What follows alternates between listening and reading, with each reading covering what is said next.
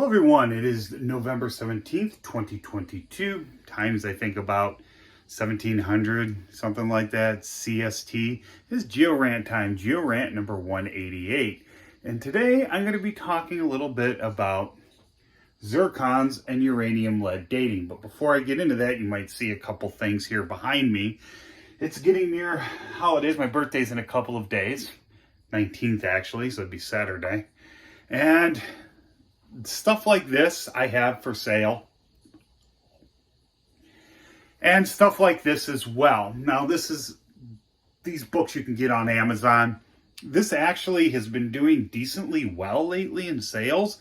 It didn't for a long time. And then all of a sudden, past few months, it's like shot up. It's not that expensive. It's paperback.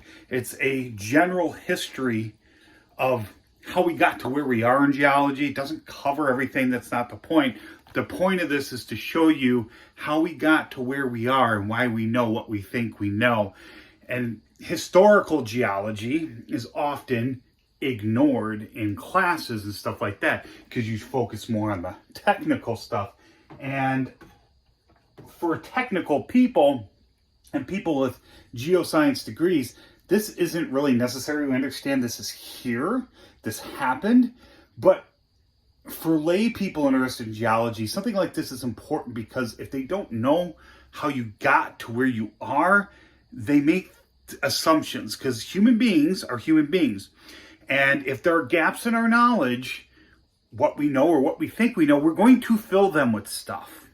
So we're either going to look externally for stuff to fill it, put that in, or we're going to start making stuff up ourselves. It's just the way we are. But there is a history behind all this stuff. It's not just stuff we randomly made up over the past 150 years or so. That's not what happened. All right? There's no conspiracy behind what we know in geology or anything like that. Anyone peddling that to you is trying to sell you some BS. Now, I also have other stuff for sale, like this is Upper Peninsula bag. Here, you can see it right there. UP right there. There's Isle Royale there. All right, I think that's enough of that. We're already at 2.5 minutes. Let's talk a little bit about this. Well, we're going up north this weekend, and an old professor of mine asked me if I could, try to pull some rocks with a lot of garnets in them. Now, many of you probably know from my other talks that garnet forms through the metamorphic process. And garnets will also often contain, or around garnets, you'll have a rarer mineral called monazite. Now this is used, it's actually a species, that's why there's no formula up here. This is really good for dating using uranium, lead, thorium dating to get metamorphic age events. And that's what we're trying to figure out. We're trying to figure out a lot of these mid-continental Precambrian orogenic or mountain building events, metamorphic events. Most big metamorphic events happen because of orogenies. Now, yes, you can get rifting like the mid-continent rift and get metamorphism, or you can get contact metamorphism and stuff like that. But the vast majority of metamorphism is caused by collisions of land masses, well, in deep time anyway. Obviously, there's exceptions to that. So, apatite's another common mineral used. We're going to focus on zircon. And you might see, well, Steve, that ZR, zirconium, is red. Zirconium is the element. Zircon is the mineral. I sometimes flip them in my head. I'm hoping I won't do that here because I usually do these in one take and I don't edit them. Most of you know that. So what am I going to talk about here? Well, someone did ask me because of certain arguments put forth by a certain group of people, young earth creationists, usually revolving around carbon-14 and the so-called things that are wrong with it in their minds. I'm not going to get into that. We're going to talk about this. And I've talked about this mineral before. Zircon is a high temperature forming mineral. That means it forms at really high temperatures in a magma body. We'll just say melt so I don't have to jump back and forth between lava and magma. in a melt. It's one of the first things that forms. And it's not on Bones reaction series because it's very rare. This is rare as it is, and so are things that can replace this. And that's why this is in red, because sometimes zirconium can be replaced with uranium. Now we'll come back to that, okay? But this forms at a really high temperature. And once it forms, it's really hard to get rid of it without melting it again. So it doesn't really follow Bones reaction series. Bones reaction series shows you how minerals, generally common ones, crystallize out of a magma, and weather reverse of that. Generally, I've talked about that before. That's an oversimplification there, but you know, you can find my other talks about it. I'm not going to go down a rabbit hole, but once it's formed, that's it. It's hard down to a great depth in the Earth's interior and on the surface of Earth to chemically alter this once it's formed. It can mechanically weather, it can be busted up, broken down. There are some ways that you can alter this. Well, metamorphism's one, heat and pressure. Contact metamorphism, but we'll assume, or like the kind of stuff that happens in an orogeny, orogenic metamorphism. So you can get some zirconiums replaced with uranium. That's just the nature of the atoms. You can substitute that for that. You substitute, that for that, okay? Now, what happens in uranium lead dating is we basically date the ratio of uranium to lead. All right? And I'll come back to this here in a second. What does that mean? That means we basically look to see how much uranium is how much lead, and we know the half-life of uranium. We can pull an age from that. All right, cool story. Is there anything that can mess with this? Yes, but you got to remember, this is an inorganic process. And this stuff cools from hot melts. And once it does, for all intents and purposes, there are things that can mess with it, but for all intents and purposes, it's immortal. All right? It's going to exist. Just going to continue to exist.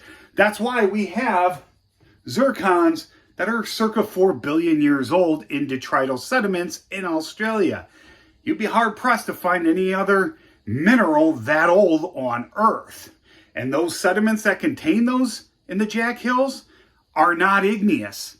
They are sedimentary, so those zircons in there came from somewhere else. So that rock is gone, but the zircons are still here. This is tough. It's not like carbon. It's not a superficial reaction at Earth's surface. It has to do with intaking elements into living things and dying. It has nothing to do with it. This process is completely inorganic. So you can't even compare the two other than the fact, carbon-14 has a half-life that decays into carbon-12, and this decays into lead. That's pretty much where the similarities end, at a consistent rate. Yeah, things can mess with it, but you can't sit there and take what you think you know about carbon-14 and apply it here. It doesn't work. Now you may be saying, well, Steve, can lead substitute for here? Because if that can happen, then how do you know that the lead in there isn't from substitution and is from decay? Well, this doesn't happen. It's physically impossible. All right? You cannot substitute zirconium with lead. The properties aren't there. It's chemical impossibility. Just like I can't combine, oxygen and sulfur and expect to get table salt. That's a little drastic of an explanation, but that's the general idea behind it. The chemistry doesn't allow for it. We'll just leave that there. And just as a disclaimer, I know there are special circumstances where things can happen. I know this. We're not talking about those there, but I am going to cover lead loss a little bit. All right? So you have your zirconium and lead. Why can't lead do that? Well, for many reasons. One of the reasons is Lead is a low temperature melt element. It melts at low temperatures. So once you have a zircon and say it's near the surface of the earth, maybe half a kilometer down or something, that decay is going to happen normally. You're going to go from lead, or uranium to your daughter element, lead, over time. But what happens if you add heat and pressure to that? This. Now, these are different types of lead loss. We're not going to get into detail. You can look them up if you want. I'm just going to give you the general gist of this whole thing here. You get lead loss. This is not going to want to leave this crystalline structure once substituted. This will. Lead is going to want to leave if reheated and put under significant pressure. Like I said, it's a lower melting element. So, I mean, you've known this.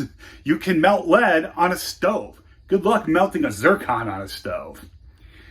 So you can get lead to leave. What's that going to do? Well, if a rock gets deeply buried, it starts to undergo metamorphism, we're just using zircon here. And now what happens is you're going to get rid of some of that lead. You're going to remove it from the structure. And this is just a generic zircon I'm using here. They don't really look like this, but you get zoning in them quite often. If you don't, you should use it for dating because it's pretty intact. But you all often get zoning. And that's why when we try to get absolute dates in a zircon, we try to get that from here, from the interior, the most unaltered, because this is going to be pretty much unaltered. You're going to have no alteration. I'm just using numbers here. Here you're going to have some alteration, 1. Here you're going to have a little alteration, and here you can have a lot of alteration. All right? That's why we have things like Concordia diagrams, plots, to correct for this stuff. Talks for other times. So this isn't just something we've just made up. All right? This is something we have thought long and hard about for about 100 years now, if not a little more. A little more than that. And in the 70s, this became really good. A new method developed. Oh, man, I can never remember it. Anyway, so you have your crystal here. If you're trying to get an absolute date, you're going to want to get this. Now, so your lead is leaving here quickly, here not so much, here even little, and here not at all. So your lead leaves. What does that do? It enriches your uranium. So it makes the rock look younger, if you will. Okay? So you might get, let's true this here. I don't want to really, I can erase this. Let's just erase that right there. I can get a Concordia plot. I'm just going to show you this. Doesn't matter what the X and Y is. These are ratio measurements. You have an idealized curve. Then often you'll run your zircons. You'll get something like this. And you get points where it intersects. Stuff like that. This lower point, lower intercept tends to be your absolute age. And you can have metamorphic ages higher up. All right? But I'm trying not to go down rabbit holes here. We're already coming up on 15 minutes. So, you get uranium enrichment, the rock will look younger. So if you undergo a metamorphic event, say at 1 billion years ago, and the rock crystallized at 2 billion years, it's going to pick up that billion-year metamorphic event because you're going to get lead loss, because you're going to get enrichment in uranium. The uranium's still it's not leaving there until it decays and then gets all leached out in some future metamorphic event. All the lead that it decays to. But, hypothetically. So, it makes it look younger. So, you will be able to pick up that 1 billion year old metamorphic event.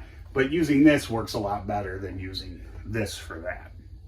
So, notice I said it makes it look younger. What doesn't it do?